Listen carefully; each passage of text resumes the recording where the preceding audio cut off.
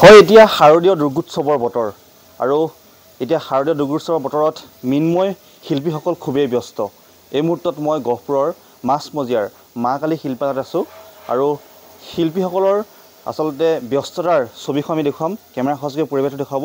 এয়া হৈছে গহপুৰৰ মাছমজিয়াৰ মা কালী শিল্পালয়ৰ পৰিৱেশ আৰু এতিয়া যিটো দুৰ্গোৎসৱৰ বতৰ আৰু মিন্ময় শিল্পীসকলো এতিয়া খুবেই ব্যস্ত।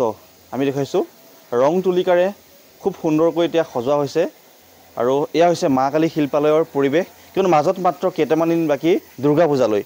ইতিমধ্যে বিশ্বকৰ্মা পূজা শেষ হৈছে, তাৰপিছত এতিয়া যি দুৰ্গা পূজা সেয়া আৰম্ভ হ'ব কিছুদিনৰ পিছতে আৰু এতিয়া খুবেই ব্যস্ত শিল্পীসকল, ৰং তুলিকাৰে সজোৱাত ব্যস্ত হৈ পৰিছে। শিল্পীসকল আছে কথা চেষ্টা কৰিম। মই তোমাৰ ওচৰত অকণমান আহিছোঁ, কোৱাচোন মাজত মাত্ৰ এতিয়া কেইটামান দিন বাকী, কিদৰে ব্যস্ত? এতিয়া বহুত দিন নাই আমাৰ কাৰণে, অকণমান কেইদিনমানৰ সময় আছে। এতিয়া আমি যিমান জল্দি পাৰোঁ দিনে ৰাতি কাম কৰিব লগা হৈছে। এইবাৰ কিমান মূৰ্তি অৰ্ডাৰ আছে? এইবাৰ 20 ভাগ মান অৰ্ডাৰ আছে। হয়, কিমান হৈছে কাম কৰি? ক'ব গ'লে 30-40% হৈছে, বাকী কাম গোটেইখিনি কাম আছে, বহুত কাম আছে মানে ক'ব গ'লে। যিহেতু আপোনালোকৰ মূৰ্তিবিলাক ইয়াৰ পৰা চুবুৰীয়া ৰাজ্য অৰুণাচল প্ৰদেশলৈও যায় পূৰ্বতে, এইবাৰ তেনেধৰণৰ অৰ্ডাৰ আছে নাই? অৰুণাচল প্ৰদেশৰ কেইভাগমান আছে আমাৰ ইয়াৰ পৰা লোৱা। অৰুণাচল প্ৰদেশতো সৰু চাইজৰো আছে, ডাঙৰ চাইজৰো আছে। দামবোৰ আগতকৈ পূৰ্বতকৈ বাঢ়িছে নে কমিছে? পূৰ্বতকৈ ইমান বঢ়া নাই, মানে বহুত কম বাঢ়িছে। যি হিচাপত মূল্য বৃদ্ধি হৈছে সামগ্ৰীসমূহৰ, সেই হিচাপে মূল্য বৃদ্ধি হোৱা নাই আমাৰ মূৰ্তিৰ। হয়, মই পুনৰ কেমেৰা সহযোগী পৰিৱেশটো দেখাব নোৱাৰিছোঁ।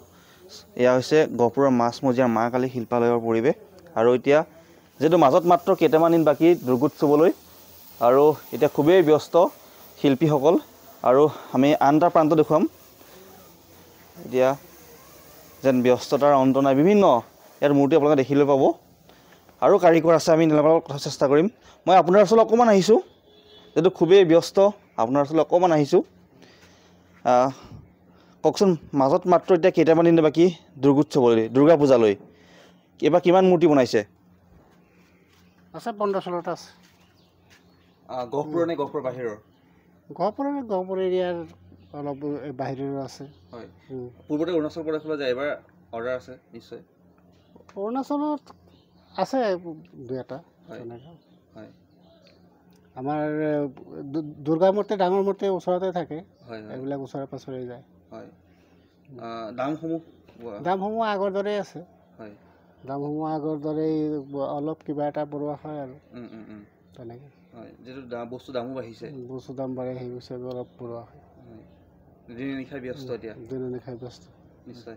আৰু এয়া হৈছে গহপুৰৰ মা কালী শিল্পালয়ৰ পৰিৱেশ আৰু যিহেতু মাজত মাত্ৰ কেইটামান দিন বাকী এতিয়া দুৰ্গা পূজালৈ আৰু দুৰ্গা পূজাৰ প্ৰাক মুহূৰ্ততে দিনে নিশাই ব্যস্ত হৈ পৰিছে মিন্ময় শিল্পীসকল আৰু তেওঁলোকৰ ব্যস্ততাৰ প্ৰকৃত ছবিখন আমি ND24 দৰ্শকক কিছু দেখাৰ চেষ্টা কৰিলোঁ।